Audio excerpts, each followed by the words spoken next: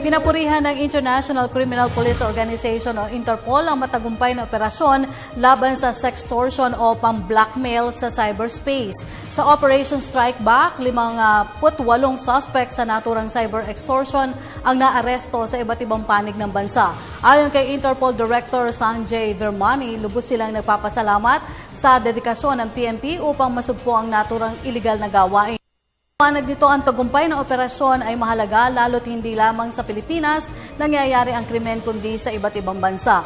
Ang modus sa umano ng mga nasa likod ng sextortion ay nagpapanggap na babae at gumagawa ng account sa social networking site kung saan hihikayatin ang mga target nito na kadalasan ay mga dayuhan sa cyberchat. Doon ay kukuhanan ang mga biktima ng malaswang litrato o video at saka iba blackmail.